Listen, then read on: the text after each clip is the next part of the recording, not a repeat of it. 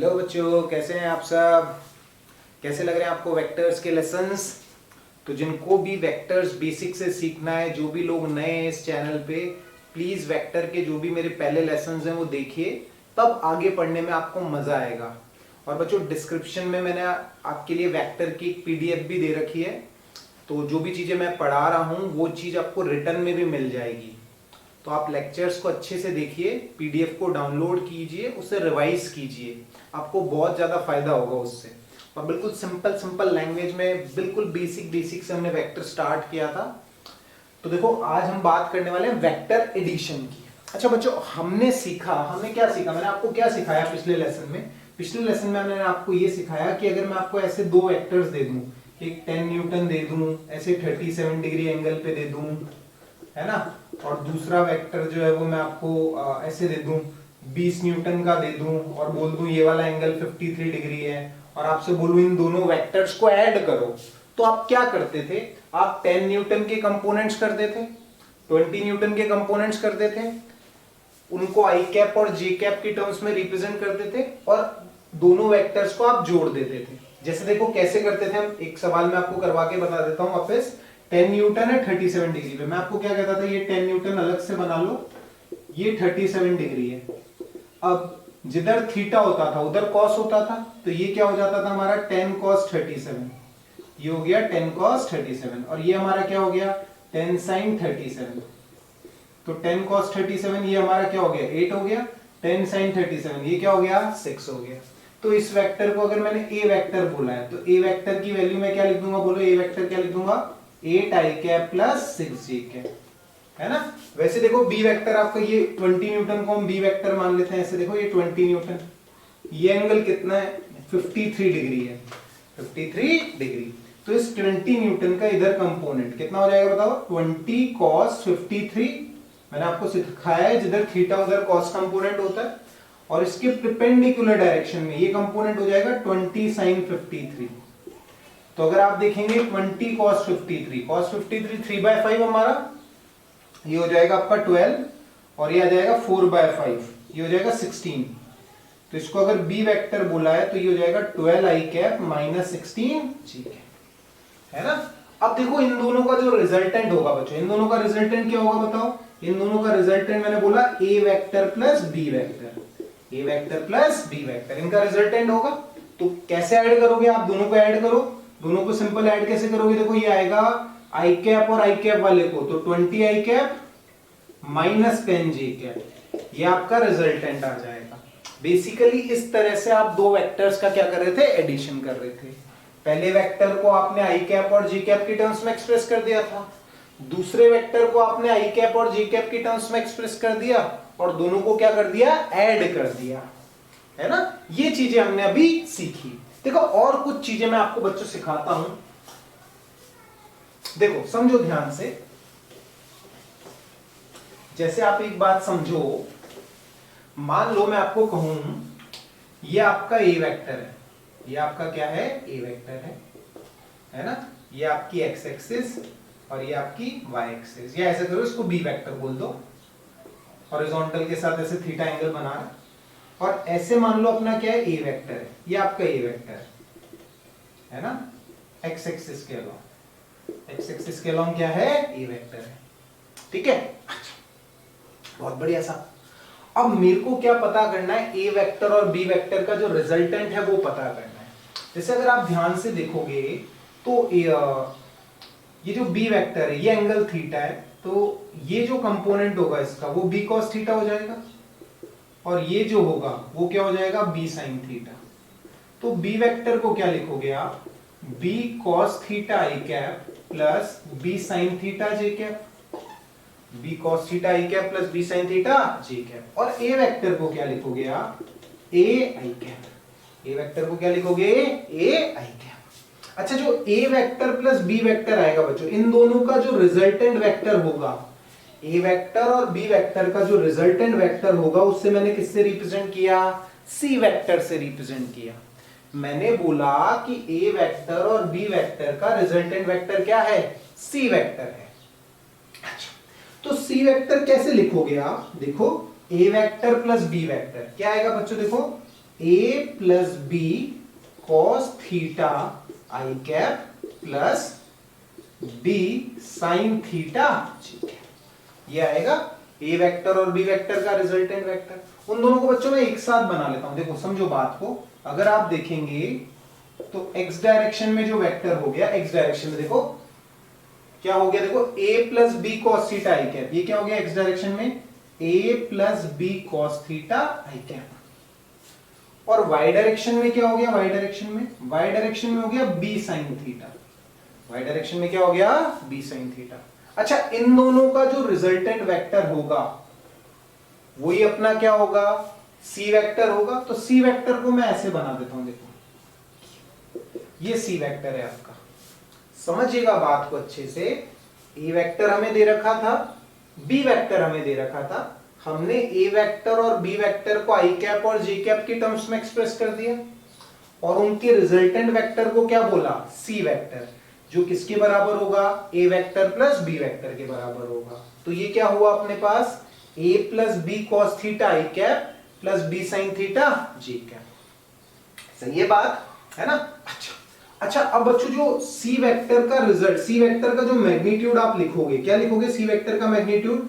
समझो बात को, हमने सीखा था अगर कोई वेक्टर हमें गिवन है तो उसका मैग्नीट्यूड देखो हम कैसे लिखते हैं, root of A plus B cos theta का whole square plus B sine theta का होल स्क्वायर, ऐसे लिखेंगे।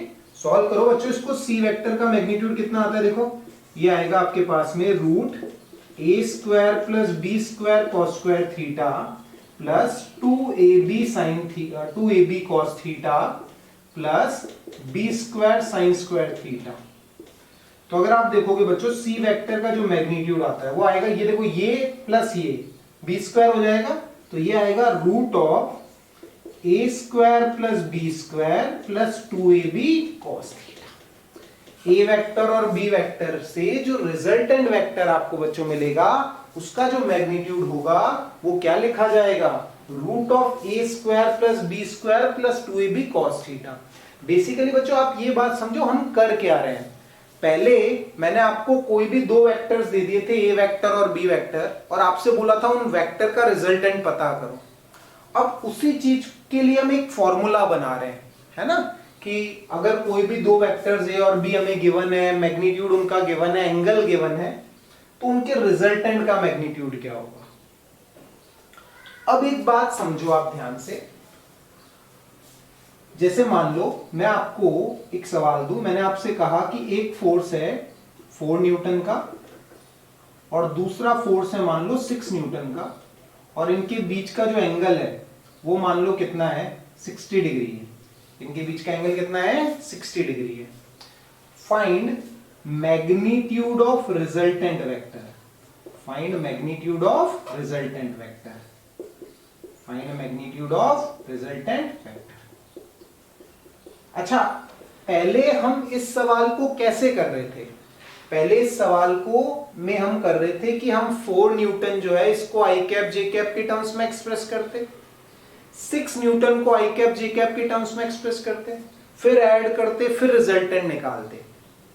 लेकिन अब हमने क्या सीखा कि अगर हमारे पास दो वेक्टर्स हैं, बात समझो, अभी हमने क्या सीखा, अगर हमारे पास ऐसे दो वेक्टर्स हैं, ए वेक्टर और बी वेक्टर, और इनके बीच का एंगल है थीटा, इनके बीच का एंगल क्या है, थीटा है, तो इन दोनों का जो रिजल्टेंट वेक्टर होता है, ए वेक्टर और बी वेक्टर का जो रिजल्टेंट वेक्टर होता है उसका मैग्नीट्यूड क्या होता है, root A square plus B square plus 2ab cos theta के बराबर होता है ना। ए वेक्टर का मैग्नीट्यूड ए, बी वेक्टर का मैग्नीट्यूड बी, तो इनके रिजल्टेंट वेक्टर का जो मैग्नीट्यूड होगा वो लिखा जाएगा root of A square plus B square plus 2ab cos theta. तो अब इतना लंबा करने की हमें जरूरत नहीं है कि ए वेक्टर को आई कैप की टर्म्स में एक्सप्रेस करें, बी वेक्टर को भी आई कैप जे कैप के टर्म्स में एक्सप्रेस करें, फिर रिजल्टेंट निकालें। अब हमने उसका एक शॉर्टकट सीख लिया कि अगर हमें दो वेक्टर्स के मैग्नीट्यूड पता है, उनके बीच का एंगल पता है, तो इनके रिजल्टेंट का जो मैग्नीट्यूड लिखा जाएगा बच्चों, वो लिखा जाएगा रूट ऑफ 4 का स्क्वायर 6 का square 2 4 6 cos 60। Root A square plus B square plus 2ab cos theta. इससे ये कैंसिल हो गया, cos 60 इज 1/2। सॉल्व करेंगे बच्चों तो ये आएगा 16 प्लस 36 प्लस 24। ठीक है, तो ये आ जाएगा बच्चों आपके पास रूट 76, है ना। तो आपको चीजें अच्छे से समझ में आनी चाहिए कि पहले हम क्या कर रहे थे और अभी हमने क्या किया है।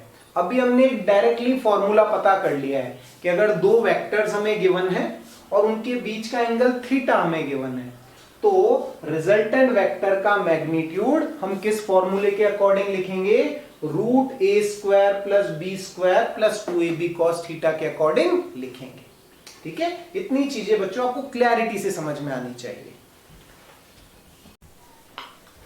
ठीक है बच्चों, देखो अब हमें कुछ लॉस की बात करनी है ना। जैसे वेक्टर्स को जोड़ने के लिए हमारे पास क्या होते हैं, कुछ लॉज होते हैं, उन लॉज की हमें बात करनी है।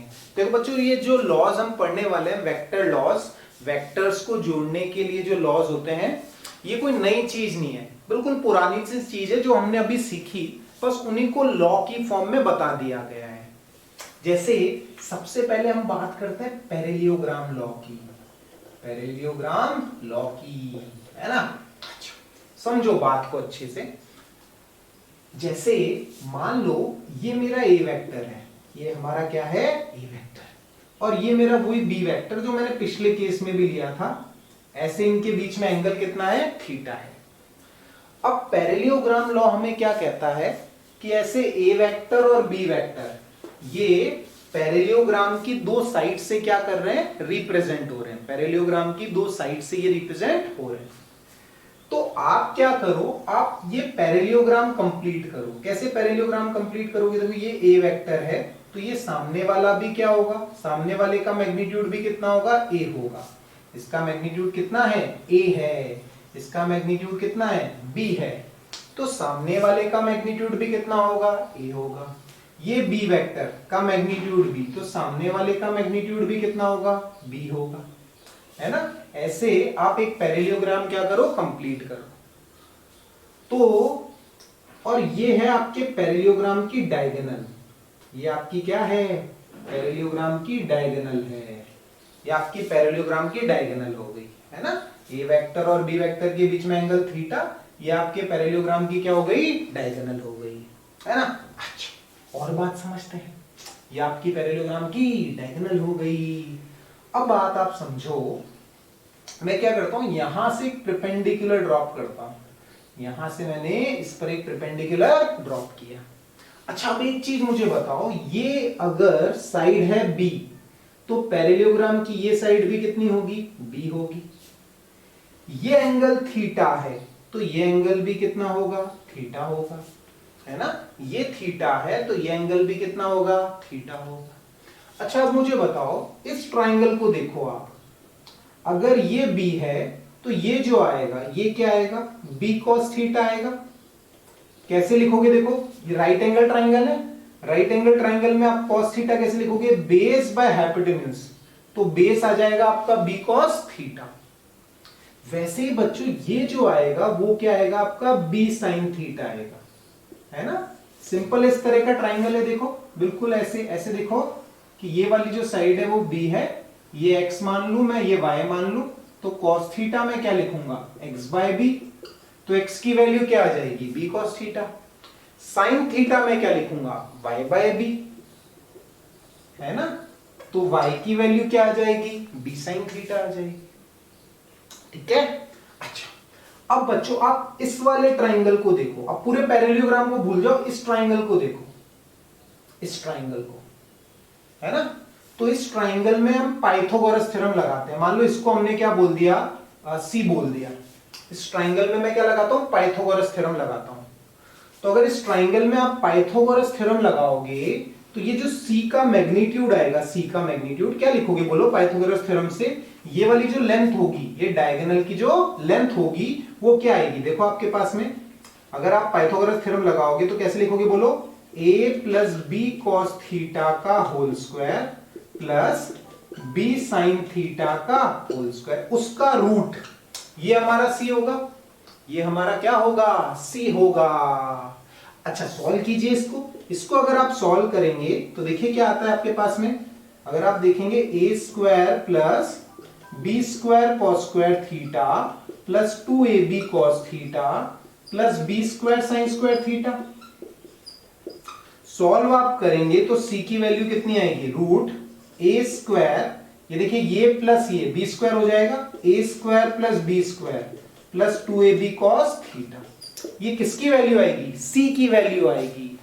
तो आप एक बात समझो कि अगर a वेक्टर और b वेक्टर ऐसे पैरेललोग्राम की दो आर्म्स से रिप्रेजेंट हो रहे हैं, दो साइड से रिप्रेजेंट हो रहे हैं, तो इनके डायगोनल की जो लेंथ है, इनके डायगोनल की जो लेंथ है वो किसे रिप्रेजेंट कर रही है, इनके रिजल्टेंट के मैग्नीट्यूड को रिप्रेजेंट कर रही है। आप एक बात सीखो, पिछले केस में हमने ए वेक्टर और बी वेक्टर ऐसे ही लिए थे, उनके बीच का एंगल कितना था, थीटा था। तो हमने क्या सीखा था कि ए वेक्टर और बी वेक्टर के रिजल्टेंट का जो मैग्नीट्यूड होगा वो किसके बराबर होगा, root A square plus B square plus 2ab cos theta के बराबर होगा। यहां से भी तो डायगोनल की लेंथ उतनी आ रही है, root A square plus B square plus 2ab cos theta. तो हम क्या कह सकते हैं, हम ये कह सकते हैं अगर दो वेक्टर्स पैरेललोग्राम की दो साइड्स को रिप्रेजेंट कर रहे हैं, पैरेललोग्राम की दो साइड्स को रिप्रेजेंट कर रहे हैं, तो डायगोनल की जो लेंथ है वो इनके रिजल्टेंट के मैग्नीट्यूड को रिप्रेजेंट करेगी। ये हमारा कौन सा लॉ है बच्चों, पैरेललोग्राम लॉ है। तो ऐसे कोई नई चीज नहीं है, देखो हमने ऑलरेडी ये रिजल्ट निकाला हुआ था, उसी को बस लॉ की फॉर्म में बता दिया गया कि ये हमारा कौन सा लॉ हो गया, पैरेललोग्राम लॉ हो गया, है ना। अच्छा और बात समझते हैं, देखो ये हमारा पैरेललोग्राम लॉ हो गया। अच्छा एक चीज आप नोट करो, पैरेललोग्राम में जब हमने ए वेक्टर और बी वेक्टर लिए हैं तो ए वेक्टर और बी वेक्टर की क्या कोइंसाइड हो रही है, टेल कोइंसाइड हो रही है। ए वेक्टर और बी वेक्टर दोनों की टेल एक ही पॉइंट पर है, दोनों की टेल क्या है, एक ही पॉइंट पर है। और जो इनका कॉमन पॉइंट है वहां से जब हमने डायगोनल ड्रॉ की तो जो डायगोनल है वो किसे रिप्रेजेंट कर रही है, इनके रिजल्टेंट के मैग्नीट्यूड को रिप्रेजेंट कर रही है। ठीक है, क्लैरिटी से आपको चीज समझ में आनी चाहिए। ठीक है, वैसे देखो मैं आपको समझाता हूं ट्राइंगल लॉ, इन सब की डेफिनेशन बच्चों आपको मिलेगी जो मैंने पीडीएफ में आपको नोट्स दे रखे हैं। थ्योरी आप पूरी उसमें से पढ़ सकते हैं, कोई परेशानी नहीं आएगी, आप कॉन्सेप्ट समझो। थ्योरी आपको बहुत जगह लिखी हुई मिल जाएगी, कोई प्रॉब्लम वाली बात नहीं है उसमें। बेसिकली हमें कॉन्सेप्ट समझ में आना चाहिए और पूरा सीक्वेंस में समझ में आना चाहिए, जैसे मैंने आपको समझाया है ना। अब देखो ट्राइंगल लॉ, अब ये भी कोई नई चीज नहीं है, बिल्कुल वैसी बात है जो हमने अभी तक सीखी पैरेललोग्राम लॉ में। देखो इसने क्या कहा, समझो बात को। इसने ये कहा कि ऐसे एक ए वेक्टर है, ये हमारा क्या है, ए वेक्टर जो अभी तक हम बनाते हैं। बी वेक्टर आप कहां से चालू करो, जहां ए वेक्टर खत्म हो रहा है वहां से आप क्या चालू करो, बी वेक्टर चालू करो। जहां ए वेक्टर आपका खत्म हो रहा है वहां से आप कौन सा वेक्टर चालू करो, बी वेक्टर चालू करो। ठीक है साहब, बी वेक्टर हमने चालू की। तो ये जो ए वेक्टर की टेल है और बी वेक्टर का जो हेड है उसको ज्वाइन करने वाला जो वेक्टर है, उसको ज्वाइन करने वाला जो वेक्टर है वो ए वेक्टर और बी वेक्टर के रिजल्टेंट वेक्टर को रिप्रेजेंट करेगा। क्या बोलता है ट्राइंगल लॉ हमें, अगर ए वेक्टर और बी वेक्टर ट्राइंगल की दो साइड से रिप्रेजेंट हो रहे हैं, और रिप्रेजेंट कैसे हो रहे हैं, जहां पे ए वेक्टर खत्म होगा वहां से हमें बी वेक्टर ड्रॉ करना है, तो जो तीसरी साइड है ट्राइंगल की वो किसे रिप्रेजेंट करेगी, ए वेक्टर और बी वेक्टर के रिजल्टेंट को रिप्रेजेंट करेगी। आप एक बात समझो, एक्चुअली में अगर आप बनाओगे तो ये पैरेललोग्राम ही तो बनेगा। सोचो ये बी वेक्टर है तो ये सामने वाली जो साइड है ये भी तो बी होगी, ये भी क्या होगी, बी होगी। और अगर ये ए है तो ये सामने वाली भी क्या होगी, ए ही तो होगी, ये सामने वाली भी क्या होगी, ए ही होगी। ये बी है तो सामने वाली भी बी, ये ए है तो सामने वाली भी ए। तो ये पैरेललोग्राम ही तो बन गया जो हमने पिछले सेक्शन में अभी सीखा है। तो ट्राइंगल लॉ से कर लो आप, रिजल्टेंट का मैग्नीट्यूड निकाल लो, या पैरेललोग्राम से लॉ से निकाल लो, बात एक ही है। ये आई कैप जे कैप में से जो हमने रिजल्टेंट निकाला, या पैरेललोग्राम लॉ से जो रिजल्टेंट का मैग्नीट्यूड हम निकाल रहे हैं, या ट्राइंगल लॉ से रिजल्टेंट का मैग्नीट्यूड निकाल रहे हैं, वो सब एक ही बात है। जो चीज आपको सिंपल लगे उससे आप कर लो, बस चीजों को अलग अलग तरीके से बता दिया गया है। तो यहां पे भी सी वेक्टर का मैग्नीट्यूड कितना होगा, अगर ए और बी के बीच में एंगल थीटा है, कौन सा थीटा, देखो ये वाला एंगल थीटा है ना, क्योंकि देखो ये अगर बी वेक्टर है तो ये सामने भी क्या होगा, बी होगा, ये एंगल भी क्या होगा, थीटा ही होगा। ठीक है, ये हमारा कौन सा लॉ है, ट्राइंगल लॉ है। तो ट्राइंगल लॉ से भी सी वेक्टर का जो मैग्नीट्यूड आएगा वो वही आएगा जो पैरेललोग्राम लॉ से आ रहा है। इससे पैरेललोग्राम ही तो बन रहा है ना। क्लैरिटी से चीजें आपको समझ में आनी चाहिए। अच्छा, और कुछ बातें हम समझते हैं, देखो बढ़िया मजा आएगा आपको। देखो समझो, मान लो एक चीज और बताता हूं मैं आपको। देखो जो पहला डायग्राम बच्चों हमने बनाया था, पहला डायग्राम मैंने आपको कौन सा सिखाया था, देखो ये वाला सिखाया था।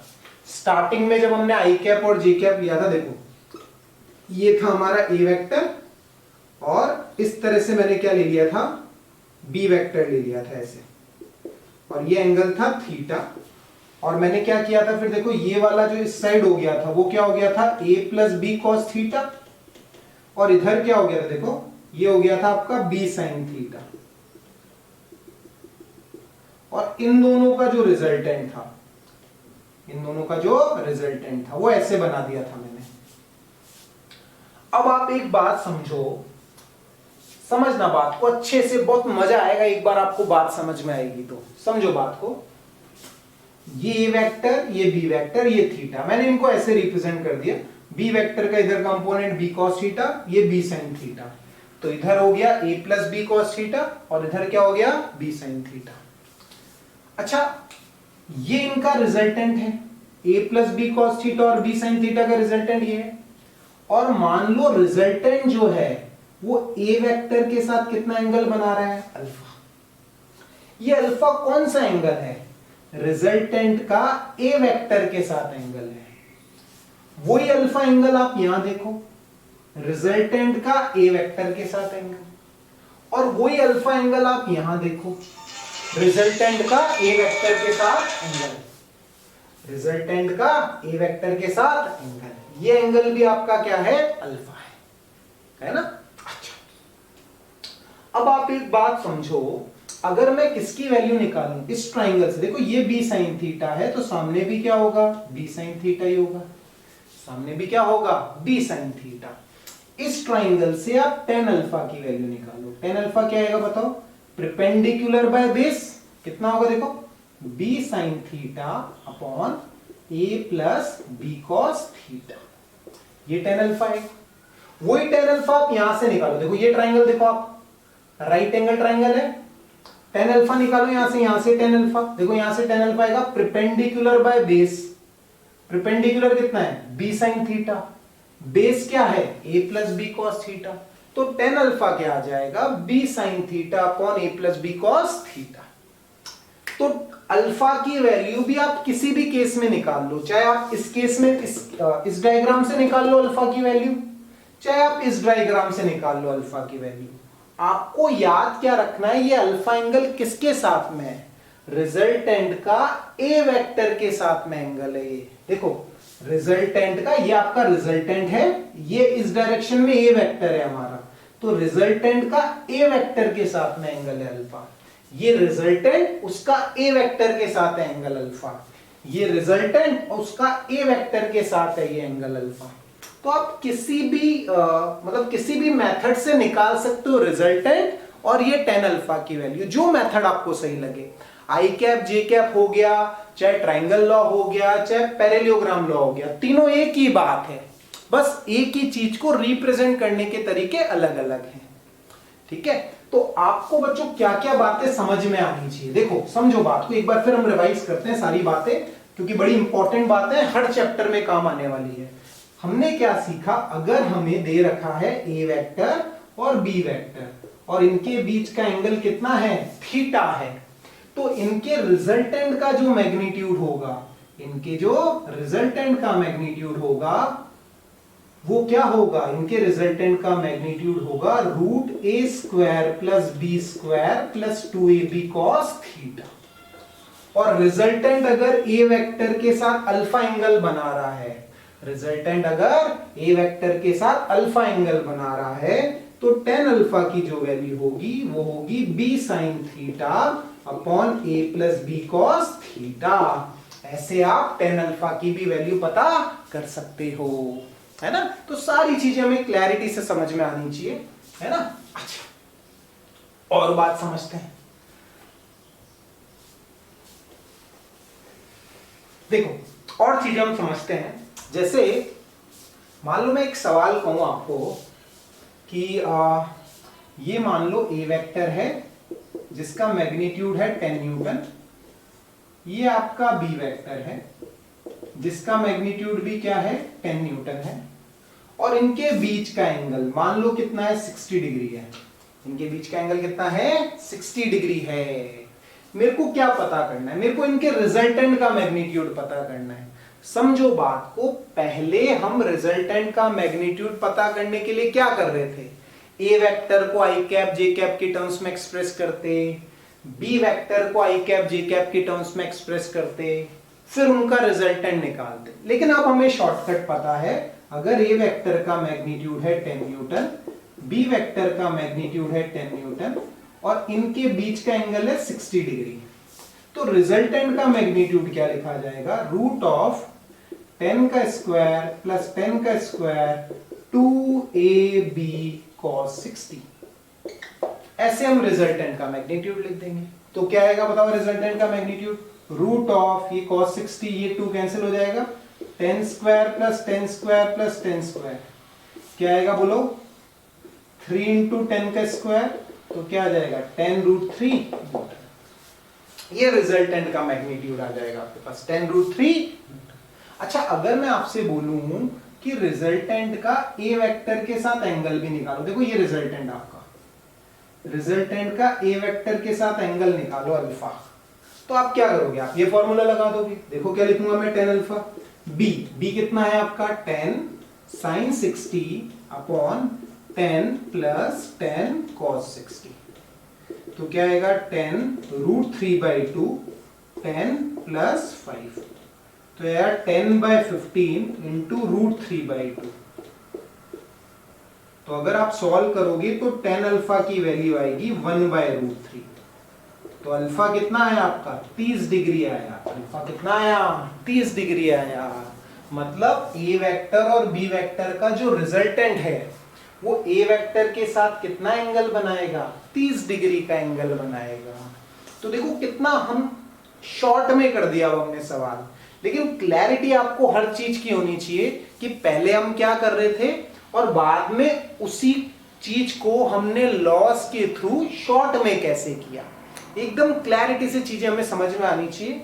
वेक्टर बच्चों हमारा बहुत ही इंपॉर्टेंट चैप्टर है, तो अच्छे से हमें पूरा रिवाइज करना है इसको। अगर आपको एक बार में अच्छे से क्लियर नहीं हुआ है तो वीडियो को वापस से देखिए, लेकिन किसी भी चीज को मिस मत होने दीजिए, ठीक है। और पीडीएफ जरूर से रिवाइज कीजिए जो मैंने डिस्क्रिप्शन में दे रखी है। वेक्टर के सारे बेसिक्स जो है वो आपको मिलेंगे, बेसिक से अच्छे खासे लेवल तक बिल्कुल डिजाइंड पीडीएफ है वो, है ना। तो अच्छे से उसको देखिए, चीजों को समझिए। देखो बच्चों और कुछ चीजें समझते हैं हम, ठीक है। तो हमारा फॉर्मूला हो गया root A square plus B square plus 2ab cos theta, जहां पे थीटा जो है वो वेक्टर्स के बीच का क्या है एंगल है, और ए और बी, ए वेक्टर और बी वेक्टर के मैग्नीट्यूड्स हैं। साथ ही हमने tan अल्फा का फॉर्मूला भी निकाला, वो भी हमें ध्यान रखना। अच्छा अभी एक बात आप समझो, जब हमने ये प्रूफ किया कि रिजल्टेंट का मैग्नीट्यूड होगा root A square plus B square plus 2ab cos theta, उसमें हमने ए वेक्टर को हॉरिजॉन्टल डायरेक्शन में लिया था। हमने ऐसे लिया था, देखो कि ए वेक्टर हमारा ऐसे है, बी वेक्टर ये है हमारा, और ये एंगल थीटा है। तब रिजल्टेंट का मैग्नीट्यूड हमने लिखा root A square plus B square plus 2ab cos theta, और ये वाला जो एंगल है हमारा वो क्या रहा, अल्फा रहा। लेकिन एक बात समझो आप, अगर ए वेक्टर हॉरिजॉन्टल नहीं, ए वेक्टर कुछ ऐसा है, देखो ये आपका ए वेक्टर है, और ये आपका कुछ बी वेक्टर है और इनके बीच का ये वाला एंगल थीटा है, उनके बीच का ये वाला एंगल क्या है, थीटा है। उस केस में भी अगर आप देखेंगे, जैसे अगर आप यहां पर भी बनाएंगे इस तरह का पैरेललोग्राम बनेगा आपका ये, इस केस में जो हमारा रिजल्टेंट है वो ये वाला होगा, ये रिजल्टेंट होगा। मतलब ये वाला फॉर्मूला हम तब भी लगा सकते हैं जब ए वेक्टर हॉरिजॉन्टल नहीं है। जो हमने फॉर्मूला सीखा root A square plus B square plus 2ab cos theta, ऐसा नहीं है कि ये फॉर्मूला तभी लगेगा जब ए वेक्टर हमारा हॉरिजॉन्टल है। इस सिचुएशन में भी हम ये फॉर्मूला लगा सकते हैं। हमें बस ये ध्यान होना चाहिए कि ये फॉर्मूला लगाने के लिए ए वेक्टर और बी वेक्टर के बीच का एंगल थीटा में पता होना चाहिए और ए और बी के मैग्नीट्यूड्स हमें पता होना चाहिए। तो हम क्या कैलकुलेट कर सकते हैं, रिजल्टेंट का मैग्नीट्यूड और tan अल्फा हम कैलकुलेट कर सकते हैं। ठीक है, चलिए और बात समझते हैं। देखो, जैसे मान लो मैं आपको कहूं ये हमारे पास ए वेक्टर है और ये हमारे पास क्या है, मान लो बी वेक्टर है और इनके बीच का जो एंगल है, ये वाला जो एंगल वो मान लो 60 डिग्री है। ये वाला एंगल क्या है, 60 डिग्री। अब बताओ अगर मैं आपसे पूछूं कि what is the angle between A vector and B vector, तो आप क्या जवाब दोगे? एंगल आप क्या लोगे, ये वाला 60 डिग्री लोगे कि ये वाला एंगल 120 डिग्री लोगे? आप ध्यान दो, ए वेक्टर और बी वेक्टर के बीच का जो एंगल थीटा हमने लिया है, वो एंगल हमने कब लिया है, जब दोनों वेक्टर्स की टेल कोइंसाइड हो रही है। जब दोनों वेक्टर्स की क्या कोइंसाइड हो रही है, टेल कोइंसाइड हो रही है। तो दोनों की टेल कोइंसाइड हो रही है तो जो एंगल बन रहा है वो कौन सा एंगल है हमारा, थीटा। तो अगर आप देखोगे तो ये जो बी वेक्टर है हमारा, अगर मैं इसको ऐसे बनाऊं, देखो ये आपका ए वेक्टर है, ये जो बी वेक्टर है आपका, इसको मैं ऐसे बना देता हूं। देखो ये बी वेक्टर मैंने ऐसे बना दिया, तो ये वाला एंगल 60 डिग्री है, तो ये एंगल कितना बनना है, 60 डिग्री। तो ए वेक्टर और बी वेक्टर के बीच में एंगल कितना बोला जाएगा, 60 डिग्री बोला जाएगा। ए वेक्टर और बी वेक्टर के बीच का एंगल 60 डिग्री होगा, 120 डिग्री नहीं होगा। अच्छा एक चीज मुझे बताओ, मान लो मैं आपसे बोलूं ये ए वेक्टर है और ये आपका बी वेक्टर है और ये वाला एंगल है मान लो 110 डिग्री। बताओ ए वेक्टर और बी वेक्टर के बीच का एंगल क्या लोगे आप? देखो आप इसको ऐसे बना सकते हो, ये आपका ए वेक्टर है, ये जो बी वेक्टर है, एंगल कौन सा लेना है जहां पे दोनों की टेल कोइंसाइड हो रही है। ये बी वेक्टर है, इसको उठा के आगे रख दो, तो ये वाला एंगल कितना होगा, ये एंगल होगा 70 डिग्री। तो एंगल बिटवीन ए वेक्टर और बी वेक्टर कितना होगा, 70 डिग्री होगा, है ना। तो अच्छे से सारी चीजें क्लैरिटी से आपको समझ में आनी चाहिए। चलिए अब देखो हम कुछ क्वेश्चंस करते हैं इससे रिलेटेड, आपको और क्लैरिटी आएगी। देखो जैसे मान लो मैं आपसे ऐसे कहूं कि ये हमारी एक्स एक्सिस है, ये हमारी वाई एक्सिस है। एक वेक्टर मेरे पास ये है ए वेक्टर, ये एंगल है मान लो 30 डिग्री, इसका मैग्नीट्यूड है मान लो 10 न्यूटन। और ये हमारे पास दूसरा वेक्टर है बी वेक्टर, इसका मैग्नीट्यूड है मान लो 10√2 न्यूटन। और यहां से जो एंगल है वो है 75 डिग्री। यहां से जो एंगल है वो कितना है, 75 डिग्री है। मेरे को क्या पता करना है, find resultant of A vector and B vector. A vector और बी वेक्टर के रिजल्टेंट वेक्टर का क्या मैग्नीट्यूड होगा और क्या एंगल होगा उसका हॉरिजॉन्टल के साथ, ये भी मुझे बताना है। देखो बच्चों, पहले हम ये जो सवाल कर रहे थे, इसको करने का क्या तरीका यूज किया था हमने, हम ए वेक्टर को आई कैप और जे कैप के टर्म्स में लिखते, बी वेक्टर को आई कैप और जे कैप के टर्म्स में लिखते, फिर उसको सॉल्व करते। लेकिन अब हम इसे शॉर्ट में कर सकते हैं। अगर आप ध्यान से देखोगे तो ए वेक्टर और बी वेक्टर के बीच में बताओ एंगल कौन सा लेंगे हम, 30 डिग्री लेंगे, 75 डिग्री लेंगे, या ये वाला एंगल लेंगे। ये वाला एंगल कितना है, 45 डिग्री है। तो यहां पर ए वेक्टर और बी वेक्टर के बीच में एंगल कितना होगा बच्चों, 45 डिग्री होगा। ठीक है, अच्छा तो अब इनके रिजल्टेंट का मैग्नीट्यूड में क्या लिखूं, इनके रिजल्टेंट का मैग्नीट्यूड होगा root of A square plus B square plus 2ab A B cos 45। cos 45 1/√2 होता है, इससे ये कैंसिल हो जाएगा। तो तो कितना आएगा बच्चों, ये आएगा आपका 100 प्लस ये कितना हो जाएगा 200 हो जाएगा 10√2, और ये कितना हो जाएगा, ये भी हो जाएगा 200। सॉल्व करोगे आप, c की वैल्यू आपको मिलेगी 10√5 Newton, 10√5 Newton, √500 that is 10√5 Newton. अच्छा अगर मैं tan अल्फा निकालूं, tan अल्फा क्या होता है बताओ हमारा, tan अल्फा होता है b sin थीटा। b मतलब b की वैल्यू कितनी है 10√2, b sin theta upon a plus b cos theta, है ना। अगर आप देखोगे ध्यान से तो ये आएगा आपके पास 10 अपॉन 10 प्लस 10। tan अल्फा की वैल्यू कितनी आएगी, tan अल्फा की वैल्यू आ जाएगी, देखिए ये 1/√2 tan अल्फा की वैल्यू आ जाएगी 1/2, tan अल्फा की वैल्यू कितनी आ जाएगी 1/2 आ जाएगी। अच्छा ये जो एंगल अल्फा आया है आपका, वो कौन सा एंगल अल्फा है, वो ये वाला एंगल अल्फा है। अगर आप ध्यान से देखोगे तो वो एंगल अल्फा कौन सा है, ये रिजल्टेंट इनका बीच में आएगा, देखो कहीं ऐसे ऐसे, तो रिजल्टेंट का ये वेक्टर के साथ एंगल है अल्फा। देखो ध्यान से, रिजल्टेंट अगर मैं बनाऊं ऐसे ऐसे, ये रिजल्टेंट आपका C, ये आपकी x एक्सिस, ये y एक्सिस, तो रिजल्टेंट का a वेक्टर के साथ में एंगल है अल्फा। तो बताओ रिजल्टेंट का x एक्सिस के साथ एंगल कितना होगा, देखो ये एंगल कितना है 30 है, ये वाला एंगल अल्फा है, तो रिजल्टेंट का x एक्सिस के साथ एंगल कितना हुआ 30 प्लस अल्फा। और अल्फा की बच्चों वैल्यू क्या लिखोगे आप, अल्फा की वैल्यू लिखोगे आप tan इनवर्स 1/2, ये आपकी अल्फा की वैल्यू होगी। अल्फा की वैल्यू क्या होगी tan इनवर्स 1/2, ये रिजल्टेंट का x एक्सिस के साथ एंगल है 30 plus alpha, alpha is tan inverse 1/2। ऐसे आप रिजल्टेंट का एंगल निकाल सकते हो, ठीक है। तो सारी चीजें क्लैरिटी से बच्चों हमें समझ में आनी चाहिए। रिजल्टेंट का मैग्नीट्यूड हमसे पूछ लें, रिजल्टेंट का एंगल हॉरिजॉन्टल के साथ पूछ ले, देखने में बच्चों सवाल हमें कठिन लगता है, लेकिन अगर आपका कॉन्सेप्ट क्लियर है तो इसमें क्या मुश्किल है, बिल्कुल सिंपल सा क्वेश्चन है। देखिए और सवालों की बात करते हैं। जैसे मान लो मैं आपसे बोलूं कि ऐसे एक फोर्स है 10 न्यूटन, ये वाला एंगल है 60 डिग्री, वैसे ही एक फोर्स और है 10 न्यूटन, और ये वाला जो एंगल है मान लो वो है आपका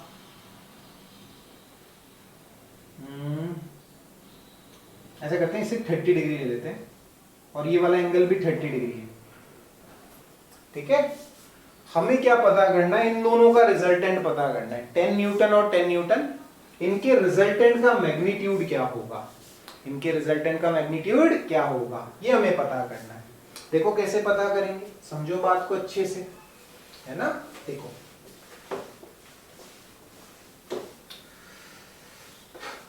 देखो ये सवाल है हमारा, रिजल्टेंट का मैग्नीट्यूड पता करना है। बताओ रिजल्टेंट का मैग्नीट्यूड क्या लिखूंगा मैं, रिजल्टेंट का मैग्नीट्यूड लिखूंगा √10 का स्क्वायर प्लस 10 का स्क्वायर 2 10 10 cos, बताओ इनके बीच का एंगल कितना हुआ, देखो ये 30 है ये 30 है, तो दोनों वेक्टर्स के बीच का एंगल कितना हुआ 120 डिग्री हुआ, कितना हुआ 120 डिग्री। और cos 120 डिग्री की वैल्यू सबको ध्यान होनी चाहिए, cos 120 डिग्री होता है -1/2, तो -1/2 अगर आप पुटअप करोगे तो ये क्या आएगा 10 का स्क्वायर प्लस 10 का स्क्वायर 2 × 10 का स्क्वायर, ये वैल्यू -1/2। सॉल्व करोगे तो c का मैग्नीट्यूड भी कितना आ जाएगा 10 आ जाएगा। तो आप एक बात ध्यान दो, अगर दोनों वेक्टर्स का मैग्नीट्यूड सेम है और उनके बीच में एंगल कितना है 120 डिग्री है, तो रिजल्टेंट का मैग्नीट्यूड भी कितना आता है 10 के बराबर ही आता है। अच्छा अगर मैं tan अल्फा निकालूं, tan अल्फा क्या होगा b sin theta upon a plus b cos theta, b sin theta upon a plus b cos theta. देखो निकालो tan अल्फा क्या आता है, देखो tan sin 120 डिग्री क्या होगा बताओ, sin 120 क्या हो जाएगा, ये हो जाएगा sin 90 प्लस 30, तो हो जाएगा ये आपके पास में cos 30 √3/2, तो tan √3/2 ये आ जाएगा 10 - 5, 1/2 लिख देंगे इसे, 5 हो जाएगा। तो ये आप देखोगे तो ये 2 से 2 कैंसिल, ये आएगा √3। तो अल्फा की वैल्यू कितनी आ गई 60 डिग्री आ गई, अल्फा कितना आ गया 60 डिग्री आ गया। तो आप एक बात समझो कि जो रिजल्टेंट आया आपका, जो आपका रिजल्टेंट आया इसका और इसका, वो किधर आ रहा है? एकदम बीच में आ रहा है। देखो अगर आप ध्यान दोगे तो रिजल्टेंट एकदम किधर आ रहा है? बीच में आ रहा है, ऐसे, है ना? कितना एंगल बना रहा है? देखिए रिजल्टेंट ये वेक्टर के साथ में कितना एंगल बना रहा है? 60 डिग्री का एंगल बना रहा है ऐसे। ठीक है, तो बच्चों समझने वाली बात क्या है कि अगर ऐसे दो वेक्टर्स हैं हमारे पास, ए वेक्टर और बी वेक्टर, ए वेक्टर और बी वेक्टर, दोनों के बीच में एंगल कितना है? 120 डिग्री का एंगल है, 120 डिग्री का एंगल है। तो इनका जो रिजल्टेंट है बच्चों वो ऐसे रिप्रेजेंट होगा। देखो अगर आप ध्यान से देखोगे तो इनका जो रिजल्टेंट रिप्रेजेंट होगा वो इस तरह से रिप्रेजेंट होगा, ये इनका रिजल्टेंट होगा ऐसे, है ना? ऐसे, इस तरह से। ये हमारी पैरेललोग्राम की दो साइड्स हो गई। तो मैंने आपको बताया था जो डायगोनल है वो किसको बताती है? रिजल्टेंट को बताती है। तो ऐसे इनका रिजल्टेंट रिप्रेजेंट होगा। तो समझने वाली बात बच्चों क्या है, अगर दो वेक्टर्स का मैग्नीट्यूड सेम है, अगर दो वेक्टर्स का क्या सेम है? मैग्नीट्यूड सेम है, तो उनका जो रिजल्टेंट होता है वो उनके बीच के एंगल को क्या करता है? बाइसेक्ट करता है। वेक्टर्स के बीच के एंगल को क्या करता है? बाइसेक्ट करता है। ये चीज भी आपको ध्यान होनी चाहिए कि अगर दो वेक्टर्स का मैग्नीट्यूड सेम है तो उनका जो रिजल्टेंट है वो वेक्टर्स के बीच के एंगल को क्या करेगा? बाइसेक्ट करेगा। ठीक है, तो सारी चीजें बच्चों हमें क्लैरिटी से समझ में आनी चाहिए, कंफ्यूजन हमारे लिए कहीं भी नहीं रहना चाहिए, सारी चीजें अच्छे से समझनी है हमें। चलिए देखिए और सवालों की बात करते हैं, देखो आपको और क्लैरिटी आएगी। देखो जैसे मैं आपको बोलूं एक वेक्टर हमारे पास ऐसे है, देखो 6 न्यूटन है ना? अच्छा, और मान लो ये वाला एंगल कितना है? 40 डिग्री है।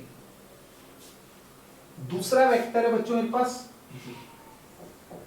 8 न्यूटन, ये वाला जो एंगल है वो 50 डिग्री है। आपको रिजल्टेंट वेक्टर का मैग्नीट्यूड पता करना है, रिजल्टेंट वेक्टर का मैग्नीट्यूड पता करना है ना? और एंगल भी क्या होगा उसका? इसे आप ए वेक्टर बोल दो, इसे आप बी वेक्टर बोल दो। ठीक है, तो बोलो रिजल्टेंट क्या लिखूं मैं? रिजल्टेंट क्या लिखूं? अगर दोनों वेक्टर्स के बीच का एंगल देखोगे तो 90 डिग्री आएगा। तो रिजल्टेंट का मैग्नीट्यूड क्या लिखा जाएगा? बोलो रूट ऑफ 6 का स्क्वायर प्लस 8 का स्क्वायर, 2 इंटू 6 इंटू 8 cos 90। तो अगर आप देखोगे तो c का मैग्नीट्यूड क्या आएगा? रूट ऑफ 6 का स्क्वायर प्लस 8 का स्क्वायर, कितना आ जाएगा? 10। c का मैग्नीट्यूड कितना आ जाएगा? 10 आ जाएगा, है ना? अच्छा देखो ऐसे ध्यान से देखो, इस तरह से रिजल्टेंट होगा। देखो ये दो साइड्स हो गए पैरेललोग्राम की, तो रिजल्टेंट जो है वो पैरेललोग्राम की डायगोनल से रिप्रेजेंट होगा। ये डायगोनल बना दी मैंने, है ना? जो डायगोनल है वही पैरेललोग्राम के, जो पैरेललोग्राम की डायगोनल है वही दो वेक्टर्स के रिजल्टेंट को हमें बताएगी। तो ये हमारा क्या हो गया? सी हो गया।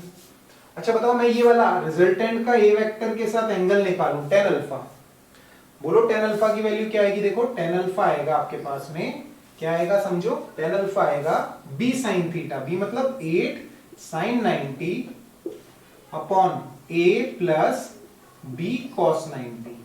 तो ये अगर आप देखोगे तो ये आएगा 8/6। तो tan अल्फा की वैल्यू होगी आपके पास 4/3। तो अल्फा कितना होगा? 53 डिग्री होगा। कितना होगा? 53 डिग्री। मतलब ये वाला जो एंगल आएगा वो कितना आएगा? 53 डिग्री आएगा। ऐसे क्लैरिटी से चीजें समझ में आनी चाहिए हमें, है ना? कि हमारे दिमाग में देखो कॉन्फिडेंस क्या होना चाहिए, हमारे मन में कॉन्फिडेंस क्या होना चाहिए कि अगर कोई भी दो वेक्टर्स हमें दे दें, उनके बीच का एंगल हमें दे दें, तो उनके रिजल्टेंट वेक्टर का मैग्नीट्यूड हम कैलकुलेट कर सकते हैं।